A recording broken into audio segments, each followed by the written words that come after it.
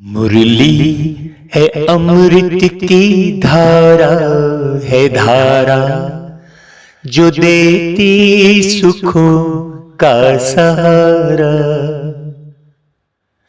मुरली है अमृत की धारा, है धारा जो देती सुखों का सहारा। भूले जीवन में हो जाए बाबा मुरली में समझाए, तुम्हें देवता बनना है प्यारा, देखो गलती न करना दोबारा। मुरली है अमृत की धारा, है धारा जो देती सुखों का सहारा। अब मैं आपसे पूछता हूं, आप एक बात बताइए कि अभी वर्तमान समय में इस दुनिया में क्या अच्छा है? आपको क्या चीज अच्छी लग रही है इस दुनिया की है? अगर आप गौर से देखेंगे तो आपको पता लगेगा, क्या राजनैतिक व्यवस्था अच्छी है? नहीं है। क्या कोई भी एक भी परिवार ऐसा है, मतलब पारिवारिक व्यवस्था जहां बिल्कुल कलंक नहीं है, दुख का नामो निशान नहीं है, आपस में बहुत स्नेह है, जरा भी मनमुटाव नहीं है, ऐसा कोई पारिवारिक व्यवस्था कहीं भी देखने मिलती है? नहीं है। अगर 800 करोड़ जनसंख्या में कुछ 10-20 परिवार मान लो निकल भी गए, तो क्या उसे पारिवारिक व्यवस्था अच्छी है दुनिया की बोलेंगे? नहीं बोलेंगे। तो राजनीतिक व्यवस्था अच्छी नहीं है, पारिवारिक नहीं है। अब सामाजिक उठा के देख लीजिए, किसी भी समाज में एकदम संगठित आपस में मिले हुए छीरखंड होकर रहने वाले लोग हैं, एक ही समाज के हैं, एक ही जाति के हैं क्या? तो सामाजिक व्यवस्था भी, हाँ। अब धार्मिक व्यवस्था को उठाकर देख लो, ऐसा कोई धर्म नहीं है जिसमें अलग अलग रीति रिवाज ना हो। कोई धर्म नहीं है, सब में टकराव है। हाँ, एक भी धर्म नहीं है। तो धार्मिक व्यवस्था भी सबकी परिपाटी देखो है। धर्म के नाम पर कितने जीवों की हत्या होती है, सोचिए सोचिए, मनुष्य की स्थिति क्या है। अच्छी खासी बढ़िया जिंदगी जीने वाली गाय देखो कट रही है, बकरियां कट रही हैं। सोचिए, मारते समय, उसकी गर्दन काटते समय मनुष्यों के अंदर में जरा भी कोई भाव, दया भाव, प्रेम का भाव है ही नहीं, क्योंकि आत्मा का ज्ञान नहीं है, परमात्मा का ज्ञान नहीं है। ये सब अव्यवस्था क्यों है? पारिवारिक, सामाजिक, राजनीतिक। अब आर्थिक स्थिति देख लो आप, क्या अर्थव्यवस्था समान है क्या हर एक के पास? एक अरबों खरबों रुपया घर में दीवारों के अंदर जमा करके बैठा है, तो मैंने उनके यहाँ छापा पाड़ना पड़ता है। सोचिए, तो आर्थिक स्थिति भी मनुष्यों की है ही नहीं सही। तो क्या अच्छा है फिर इस दुनिया में, बताइए? अब साइंस के साधनों के माध्यम से ये सारी बुराइयों को दबा दिया जाए, और दबाया जा रहा है। लोगों ने साइंस को सर्वोच्च मान लिया। वो साइंस में भी क्या अच्छा है, बताइए? क्या ऐसी एरोप्लेन है जो कभी क्रैश नहीं हो रही हो? एरोप्लेन क्रैश हो रही है, ट्रेन एक्सीडेंट हो रहे हैं, पटरी से उतर रही है, सिलेंडर फट रहे हैं, मोबाइल ब्लास्ट हो रहा है। क्या है? मच्छर मारने की भी ताकत नहीं है, मच्छरों की संख्या बढ़ती चली जा रही है। सोचिए, साइंस एक मच्छर को भी नहीं मार पाया है, खत्म नहीं कर पाया है, मच्छर की संख्या खत्म नहीं कर पाया है। सोचिए, एक भी बीमारी का इलाज परफेक्ट या दवाइयां परफेक्ट है तो बता दीजिए आप हमको। ऐसी कितनी बीमारियां हैं जिसके लिए रगड़ा खाते रहते हैं लोग, पूरी जिंदगी भर दवाइयां खाते रहते हैं लेकिन ठीक नहीं होते। तो सोचो, स्वास्थ्य की व्यवस्था नहीं है। विचार करिए आप, हैं? अब न्याय व्यवस्था की तरफ चलिए आप, तो बताइए कहाँ त्वरित न्याय है? पेशी के ऊपर पेशी चल रही होती है लोगों की, कागजों के पुलिंदों से भरा रहता है कोर्ट, तो क्या अच्छा है? सोचिए, है? इसलिए परमात्मा जब कुछ भी नहीं रह जाता इस धरती पर, तब परमात्मा सत्य ज्ञान को सुनाकर पुनः अर्थव्यवस्था, सामाजिक व्यवस्था, पारिवारिक व्यवस्था सब में सुधार लाते हैं। इसलिए बाबा कहते हैं, मीठे बच्चे, अर्थ सहित उस परमपिता परमात्मा को याद करने से ही तुम्हारे पाप नाश होंगे। अब हमने सीधे सीधे मुरली को भी सीधे सीधे सुन लिए, जल्दी जल्दी सुन लिए हैं, और इसकी नहीं सुनेंगे, उसकी नहीं सुनेंगे, वहाँ की सुनेंगे, वहाँ की नहीं सुनेंगे, ये सब भाव लेकर हम चल रहे हैं। सोचो, बाबा स्पष्ट कह रहे हैं कि अर्थ सहित बाबा को याद करने से ही तुम्हारे पाप नाश होंगे और आत्मा पतित से पावन बनेगी। तो नंबर 1 सब्जेक्ट है याद की। अभी सोचो, इस दुनिया को हम क्या याद करें जो पूरी तरह से समाप्ति के कगार पर है। अभी कहेंगे नहीं, अभी 40,000 साल चलेगा। अब ऐसी दुनिया 40,000 साल चल सकती है क्या? खटारा गाड़ी कभी लंबे समय तक चल सकती है? किसी भी खटारा वस्तु को कबाड़ में फेंक कर उसे नष्ट करना ही पड़ता है। उसी प्रकार इस कबाड़ हुई दुनिया को अब समाप्त करना ही पड़ेगा। तो मनुष्यों की अर्जी क्या है और उस परमपिता परमात्मा की मर्जी क्या है? एक पॉइंट। दूसरी पॉइंट, मनुष्यों की अर्जी को वो परमपिता परमात्मा कैसे पूरा करते हैं।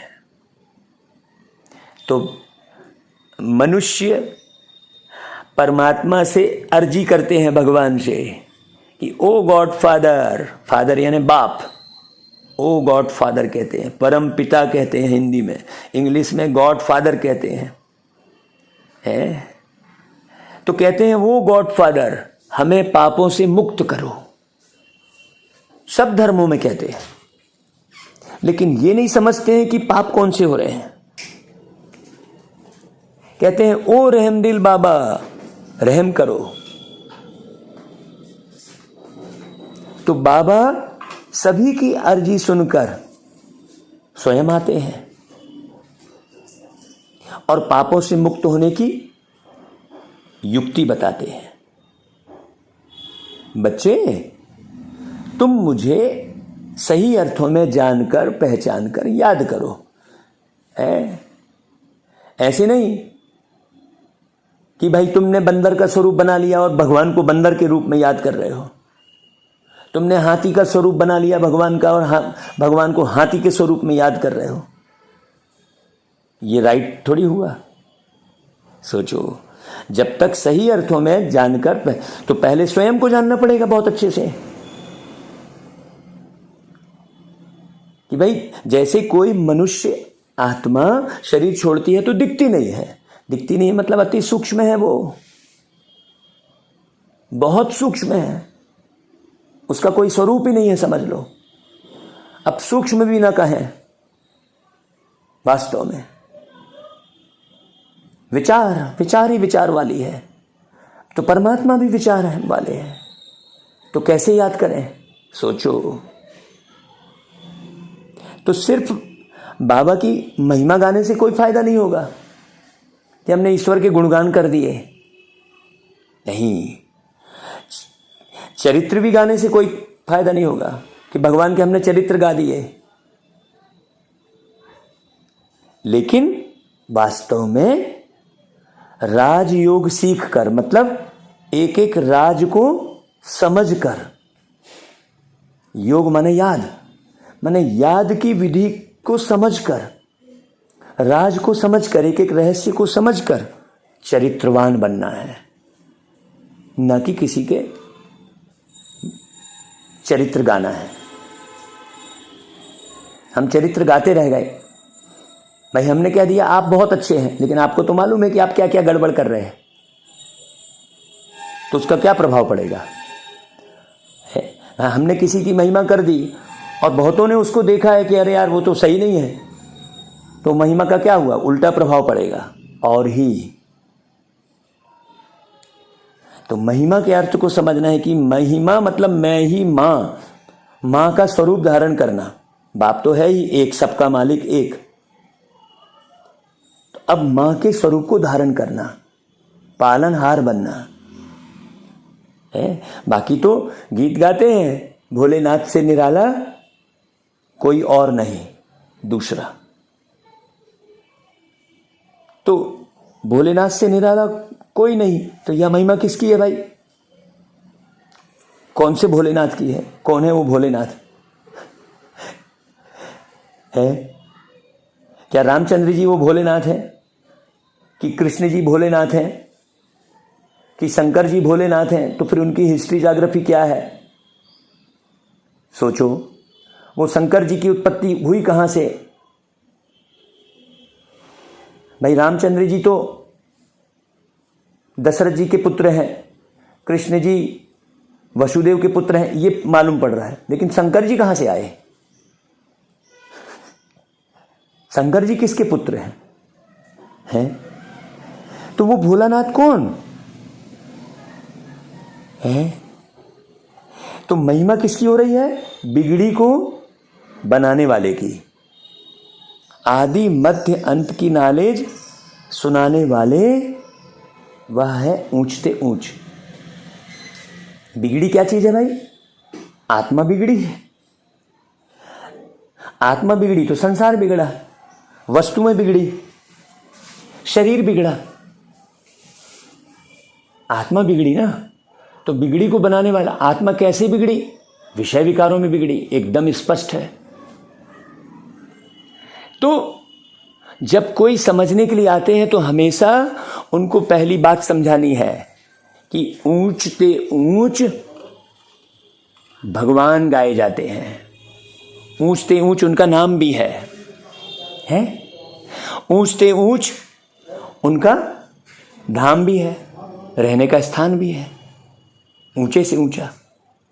ऐसा नहीं कि यहां के पहाड़ में है, पहाड़ में थोड़ी, प्रकृति से परे है।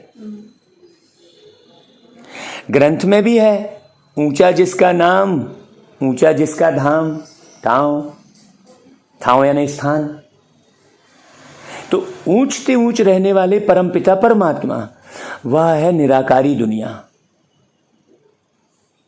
आप भी निराकार हो, ये बात को रियलाइज करना पड़े ना सारे दिन, तब तो। अब हम रियलाइज नहीं करेंगे तो फिर कोई सेवा नहीं कर पाएंगे भाई। तो वह निराकारी दुनिया जहां निराकार परमपिता परमात्मा रहते हैं, और फिर नीचे है आकारी और साकारी दुनिया। निराकारी दुनिया मतलब वहां कोई विचारों का आदान प्रदान नहीं। आकार मतलब विचार, जैसे ही एक विचार आया तो आकार बना ना है। किसी ने ज्वेलसी की तो हमारा आकार चेंज हुआ, किसी ने क्रिटिसाइज किया तो हमारी आकृति बदली, अपने स्वरूप से चेंज हुआ। तो आकार और साकार, बहुत गहरी बात। तो पहले पहले परिचय निराकार का देना है। जो किसी भी विचारों में अपने आप को परिवर्तित नहीं कर रहा है, उसको कितना झूठा आरोप लगा दे रहे हैं, हे भगवान तूने पानी नहीं गिराया कह देते हैं। तो ऐसे थोड़ी है कि वो क्रोधित हो जाता है? भगवान कभी भी क्रोधित होते ही नहीं हैं, और देवी देवता भी कभी क्रोधित होते ही नहीं हैं। सोचो कितना गलत ज्ञान है दुनिया में। ना भगवान क्रोधित होते हैं, ना देवी देवता क्रोधित होते हैं? वो देव आत्मा जब मनुष्य आत्मा बन जाती है तब क्रोध और विषय विकार के चंगुल में फंसती है। जब वो देव आत्मा मनुष्य आत्मा बन जाती है, फिर मनुष्य आत्मा को देव आत्मा बनाते कौन है? परमात्मा। उसके लिए गुरु ग्रंथ साहिब में लिखा है, मानुष से देव किए करत न लागी बार। तो मानुष से देव करने की कोई प्रक्रिया होगी ना भाई,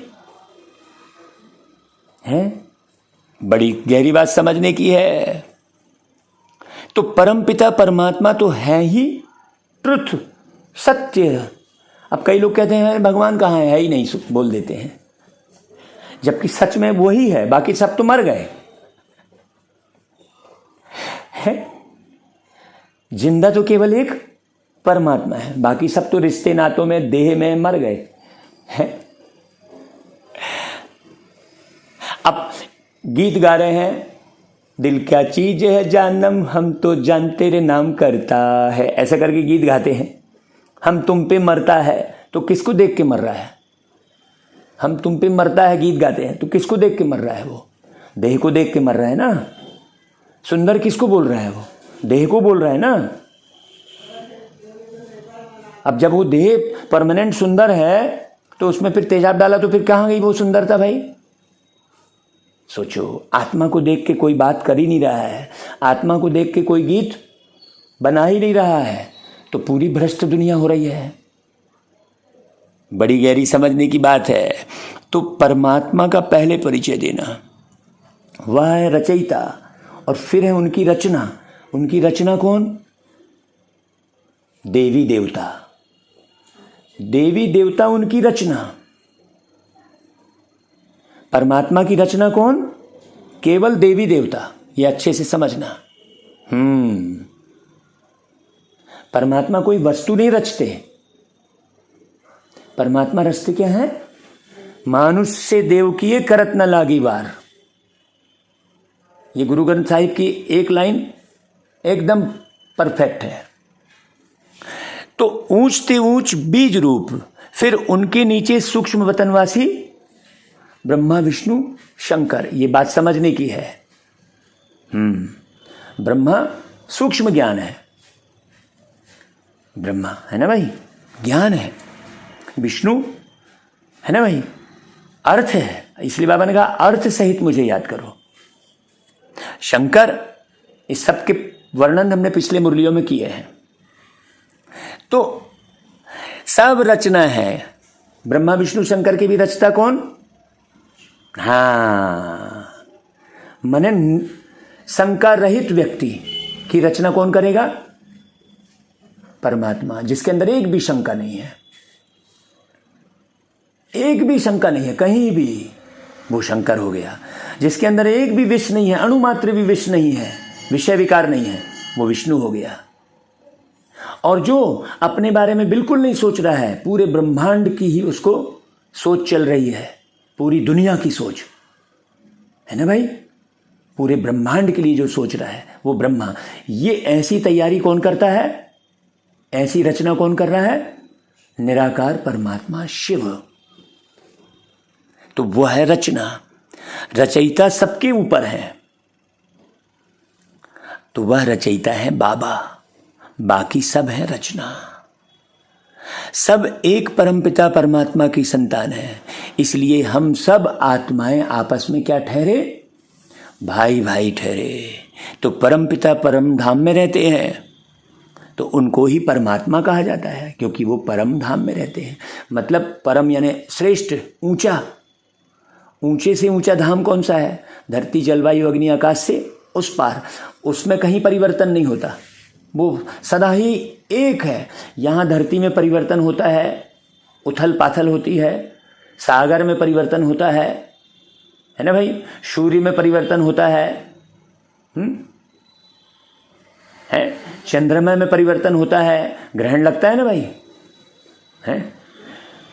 तो वो परम धाम और वो परमात्मा, उसमें कभी कोई परिवर्तन होता ही नहीं है, एक रस एक। तो ये समझने की बात है। तो शारीरिक पिताएं तो बहुत है ना, जितने शरीर उतने पिता हैं, लेकिन जितनी आत्माएं उतने पिता, उतने परमात्मा नहीं हो सकते, उतने परम पिता नहीं हो सकते। तो पहले पहले परिचय देना है रूहानी बाप का।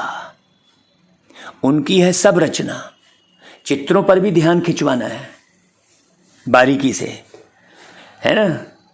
अब परम धाम का चित्र दिखाया कल वो भाई को, समझ में आया कि परम धाम में हम किस स्वरूप में रहेंगे। पेन की कागज में पेन का पॉइंट लगाया, हमने कहा ये पॉइंट दिख रहा है कागज में, लेकिन आत्मा नहीं दिखती है, तो इसका मतलब आत्मा उससे भी छोटी। तो अब अपन यहाँ पर ढेर सारे पॉइंट लगाएंगे तो कितनी जगह लगेगी। अगर हम इस कागज पर 800 करोड़ पॉइंट लगाएंगे तो बहुत बड़ा कागज लगेगा, पॉइंट भी लगाएंगे तो, और वो आत्मा नहीं दिख रही है, तो फिर 800 करोड़ लोगों के रहने का स्थान कितना छोटा होगा, सोचने की बात है। तो ये नॉलेज हमको नम्र बनाती है, क्योंकि हम छोटे से छोटे हैं। फिर वो बड़प्पन, महिमा, बड़ाई करना, ये सब बात खत्म हो जाती है ना भाई। तो जिसको मनुष्य सृष्टि रूपी झाड़ का चैतन्य बीज रूप कहा जाता है, वो है ऊंचे ते ऊंचे परमात्मा, वही सत्य चित आनंद स्वरूप है। सत अर्थात सच कहने वाले। बाकी दुनिया में तो कोई सत्य कहता ही नहीं है, अपने स्वरूप को ही नहीं जान रहा है। वही हमने कहा, आप नारी हो तो नारी के भान में हो, मतलब झूठ, झूठ में पड़े हुए हो। आप नारी देह के भान में हो, नहीं भाई, नारी देह की मर्यादा में रहना अलग बात हो गई है, पुरुष देह की मर्यादा में रहना, लेकिन उस भान में रहना, क्योंकि तुम तो वो नारी हो नहीं ना, तुम शरीर हो, तो कितना झूठ हो गया। सोचो, अभी वो झूठ ही खत्म नहीं हुआ है, तो सत्य पिता परमात्मा से कनेक्शन जुटेगा कैसे। खाली जोड़ते रहने से हाँ मैं आत्मा हूं, परम पिता परमात्मा जान लिए, समझ लिए, जुटेगा नहीं। जब तक इस देह के भान से आप मुक्त नहीं होंगे, तो बाबा कहता है कि सच बताने वाले केवल एक परमात्मा है। आत्मा भी सत है, वह भी जलती मरती नहीं है ना भाई। सत्य के बच्चे भी सच्चे होने चाहिए ना फिर उस आत्मा को। तो तुम पहले पहले देवी देवता सच्चे थे, सचखंड स्थापन करने वाले सच्चे बाबा हैं। ऐसे नहीं कि परमपिता परमात्मा झूठ खंड स्थापन करते हैं, मतलब ये कलयुग थोड़ी रचा उनने। परमात्मा ने ना तो द्वापर युग रचा, ना कलयुग रचा, ना त्रेता युग रचा। परमात्मा ने तो सतयुग रचा ना भाई, सत्यम शिवम सुंदरम। तो सच खंड था, फिर यह भारत झूठ खंड बना है। तो सच्चे हैं परमपिता परमात्मा। पतित बनाने वाले को सच्चा नहीं कहेंगे। अब सोचो, है अब पतित बनाने वाले पति हैं, तो पति को कैसे सच्चा बोल दिए। अब सोचो, क्या नहीं यार नारी, वो तुम्हारा पति ही परमेश्वर है। अब परमेश्वर तो सच्चा है भाई, वो विषय विकारों में ढकेलता थोड़ी है। तो बाकी सब हैं झूठे। कल ही लिखा कि झूठी माया झूठी काया झूठा सब संसार। सत्य का परिचय ही नहीं है किसी को। तो 5 विकार रूपी माया रावण झूठा बनाती है। झूठा बनते भी कैसे हैं? विषय विकारों के कारण। तो राम सच्चे और रावण झूठा। रावण ही भारत को झूठा बनाते हैं, कहानी सारी भारत पर है।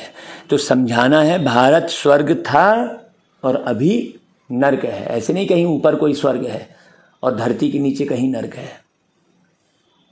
बाबा को स्वर्ग बनाने वाला व स्वर्ग का रचयिता कहा जाता है। महिमा भी भारत की है।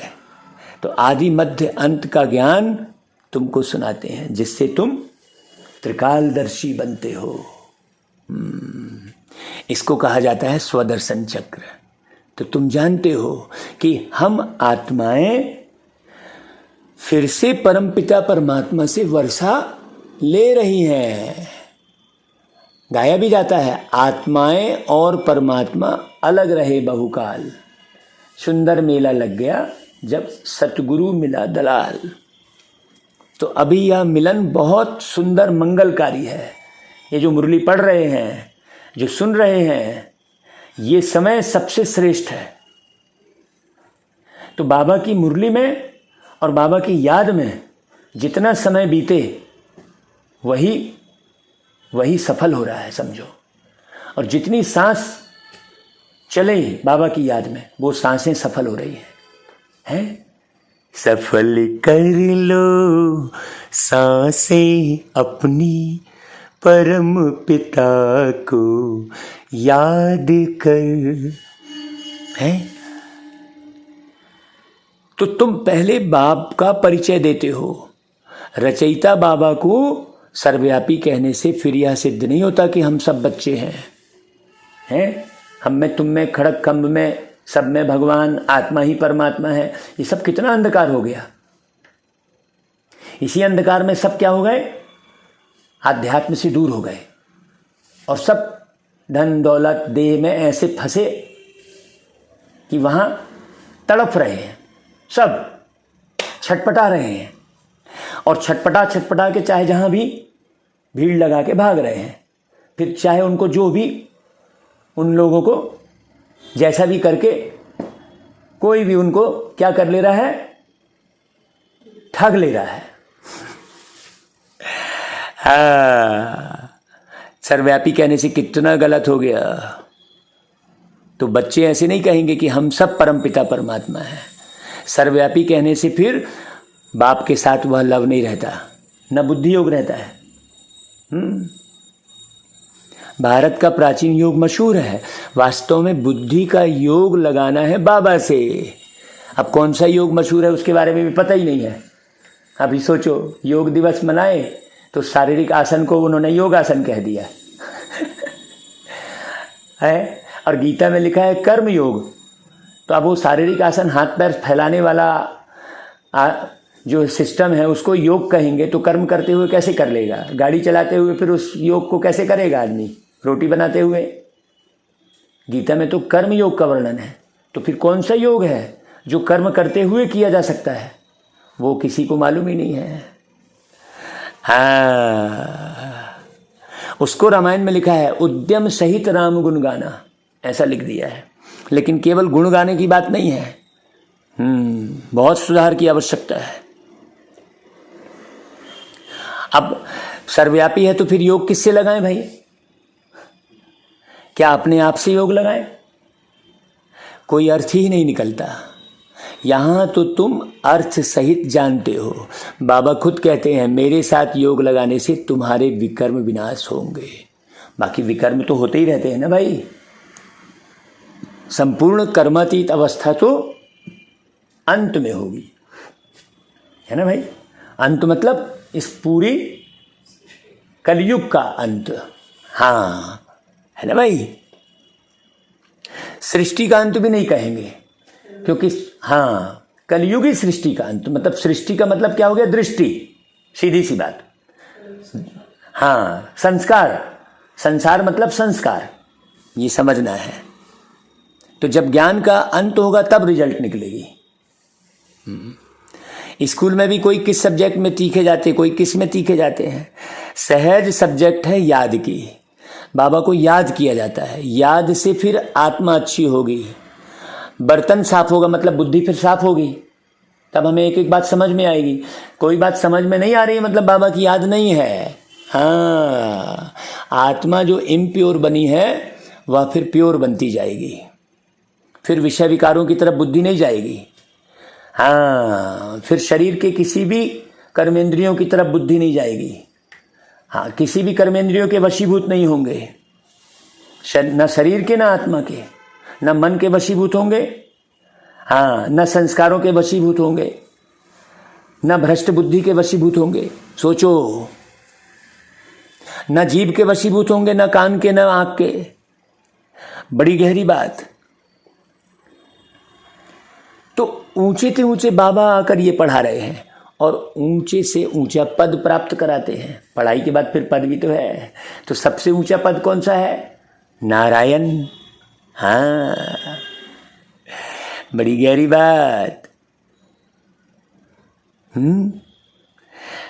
तो तुम मनुष्य से देवता बनते हो, समझते हो कि बरोबर आदि सनातन देवी देवता धर्म था, उनको हिंदू नहीं कहेंगे, भारत का नाम बदलकर हिंदुस्तान नाम रख दिया है। आदि सनातन पवित्र देवी देवता धर्म था, जिसको बैकुंठ अथवा स्वर्ग कहा जाता है इसी धरती पर, है ना भाई। वह तो सतयुग है, वो एक समय है, स्वर्ग एक समय है और नरक भी एक समय है। बड़ी गहरी बात, इसे बहुत अच्छे से समझना है। तो सतयुग को रचने वाले हैं गॉड फादर। हाँ, गॉड फादर। भाई, आप अपने पिताजी को गॉड फादर नहीं बोलेंगे, लौकिक पिताजी को, तो फिर किसको बोल रहे हैं गॉड फादर? कृष्ण जी को नहीं बोलेंगे गॉड फादर, हैं? सोचो, रामचंद्र जी को गॉड फादर नहीं बोलेंगे, बजरंगबली को नहीं बोलेंगे, गणेश जी को नहीं बोलेंगे, तो फिर गॉड फादर कौन है? हाँ, वह ऊंचते ऊंच रहते हैं। ब्रह्मा विष्णु शंकर को भी सूक्ष्म देह मिली हुई है, मतलब देह के विचार है ना भाई, शंका नहीं है, लेकिन फिर भी देह के विचार के साथ तो जुड़े हैं आप। उसको सूक्ष्म लोक कहा जाता है और वह है शांति धाम, साइलेंस वर्ल्ड। अभी इसकी बात कौन करेंगे भाई, जो सदा शांति धाम में रहते हैं। तो यह है स्थूल वतन। तो बाबा कह रहे हैं कि पहले पहले जब कोई भी आते हैं तो उनसे फार्म भराना है। या विद्यालय की बात चल रही है ना भाई, कि भाई आत्मा के पिता कौन है? ऊंचे ते ऊंच तो भगवान को ही कहा जाता है। तो साधु संत आदि सब प्रार्थना करते हैं, प्रार्थना को रिक्वेस्ट भी कहा जाता है, इंग्लिश में कहेंगे रिक्वेस्ट करना। वो गॉड फादर हम अर्जी करते हैं कहेंगे, फिर उर्दू में अर्जी करना कहेंगे। हमारे पापों को दग्ध करो और रहमदिल बाबा रहम करो, ऐसे ऐसे पुकारते हैं ना भाई। रहम सभी तो नहीं करेंगे, हैं? सब पर रहम करने वाले तो एक ही परमात्मा है, बाकी तो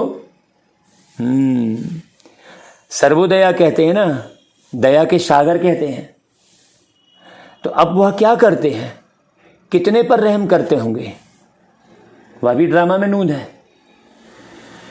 इस समय जो कुछ चलता है उनसे तुम भेंट करते हो। गीता भागवत में यह बातें हैं नहीं, गीता है ज्ञान, बाकी चरित्र आदि की तो कोई दरकार ही नहीं है। सोचो, किसी की भी चरित्र का वर्णन करना, अर्जुन ऐसा तो भीम ऐसा, है ना भाई। वास्तव में अर्जुन, भीम, नकुल, सहदेव ये आत्मा की अवस्था है, इसे ज्ञान से समझना है, न कि कथा। तो स्टूडेंट टीचर के चरित्र कोई गाएंगे क्या? वही बहुत पढ़ाई करेंगे ना। वो टीचर के चरित्र गाते बैठे रहेंगे तो पढ़ाई कब करेंगे फिर? सोचो, अब कोई टीचर के साथ जुड़ गया या टीचर स्टूडेंट के साथ जुड़ गया तो कितना अनर्थ हो जाता है। वैसे ही होता है ना। तो मास्टर की बैठ महिमा करने से कोई भी फायदा नहीं है। तो बाबा की सिर्फ महिमा करना, वो ज्ञान का सागर है, वो सुख का सागर है, इससे कुछ भी मिलता नहीं है, हैं? तो अभी तुम बच्चे समझते हो कि बाबा हमको राजयोग सिखलाए, त्रिकालदर्शी बनाते हैं, अर्थात तीनों कालों और तीनों लोकों का नॉलेज देते हैं। तो तुम मास्टर त्रिलोकी के नाथ भी कहला सकते हो। सोचो, त्रिकालदर्शी भी कहला सकते हो। बरोबर हम तीनों लोगों को जानने वाले नाथ बनते हैं। वह राजयोग है? हम बादशाह बन रहे हैं और बनाने वाले बाबा हैं, पारसनाथ कहते हैं उनको। तो वह है लक्ष्मी नारायण, भलोनों के मंदिर हैं, लेकिन मनुष्य जानते ही नहीं कि वह कौन है। लक्ष्मी नारायण है पारसपुरी के नाथ। पारसपुरी सतयुग को कहा जाएगा।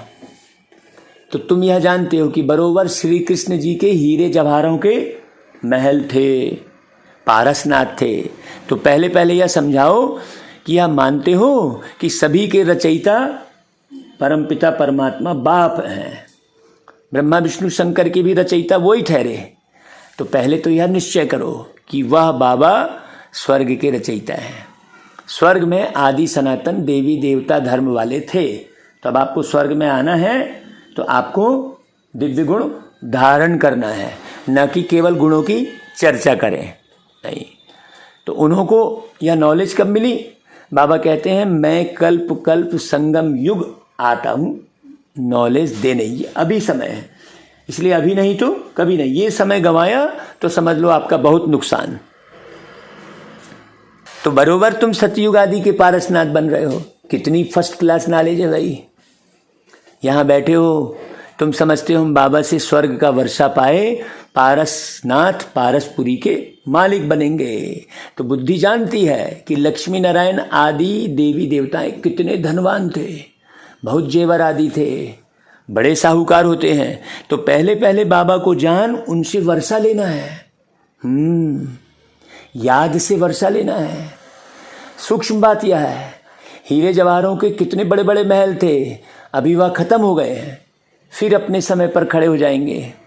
पहले थे, फिर खत्म हुए, फिर होंगे जरूर।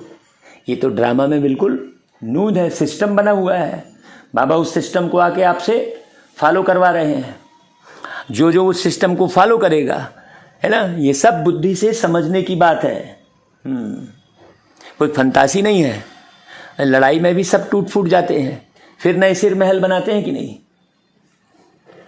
अब कहीं किसी घर मकान में आग लग जाती है तो उसको तोड़ के फिर नया बनाते हैं ना भाई।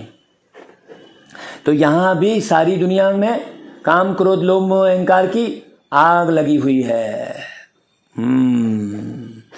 ना। क्रोध अग्नि बोलते हैं, काम अग्नि बोलते हैं, है ना भाई। तो काम और क्रोध की अग्नि ही लगी हुई है पूरे संसार में, ये समझना है। तो ये महल बनाना मतलब मैंपन को हल करना कि मैं कौन। तो तुमको साक्षात्कार होता है कि बरोबर महल है, फिर वो महल भी बनेगा। हमने बनाए थे, ऐसे नहीं कि सागर के नीचे चले गए जो अब निकलने हैं। महल तो बनाने पड़ेंगे ना भाई। नहीं भाई, सागर के नीचे गए तो खत्म हो जाएंगे ना। यह तो ड्रामा का चक्र फिरता रहता है। वह समझते हैं कि लंका रावण की अथवा सोने की द्वारिका नीचे चली गई जो फिर निकलेगी, परंतु ऐसे तो है नहीं। अभी तुम द्वारिका के मालिक बन रहे हो। कितने माला माल थे, धन दौलत सब था, अब सब गायब हो गया है, सब ले गए। फिर ऐसे ही होगा। तो पहले पहले बाबा का परिचय देकर फिर चक्र का राज समझाना है कि यह कैसे फिरता है। सतयुग की स्थापना बाबा ही करेंगे ना आके, क्योंकि सत्य तो यहाँ कोई रह ही नहीं गया, तो कैसे सतयुग की स्थापना करेगा। ज्ञान तो किसी को है ही नहीं। हाँ, कल जो भाई को ज्ञान सुना रहे थे उसको बिल्कुल स्पष्ट हुआ कि हाँ भाई, इसका मतलब ये हुआ कि सब अज्ञानता में खत्म हो गए हैं। बिल्कुल। तो अब बाबा सम्मुख बैठ कहते हैं कि मुझे याद करो। इस याद की योग अग्नि से ही तुम पतित से पावन बनते हो, और कोई दूसरा उपाय है ही नहीं। योग अग्नि से आत्मा पतित से पावन बनेगी, निरंतर बाबा की याद अशरीरी होकर। हाँ, शरीर का रंच मात्र भी भान नहीं कि मैं मुरली सुना रहा हूं, कि मैं गीत गा रहा हूं। नहीं भाई, है मैं आत्मा हूं, इस शरीर का उपयोग कर रहा हूं। पतित पावन बाब ही आकर पावन दुनिया स्थापन करते हैं। फिर तुम गंगा के लिए क्यों कहते हो कि भैया पतित पावनी है? जब तब गंगा स्नान आदि करना, ये सब भक्ति मार्ग की सामग्री है। भक्ति मार्ग पहले अव्यभिचारी था, फिर अभी व्यभिचारी बना है। आधा कल्प लगा है व्यभिचारी बनने में। 16 कला से 14 कला, फिर कलाएं कम होती चली जा रही हैं। ये ज्ञान के सागर बाबा समझाते हैं। अब ये बातें तो कहीं किसी शास्त्र में नहीं है भाई, हैं कि 16 कला से 14 कला हुए कैसे, कुछ भी नहीं है, हैं? सोचो, ब्रह्मा विष्णु शंकर को ज्ञान सागर मनुष्य सृष्टि का बीज रूप नहीं कहेंगे।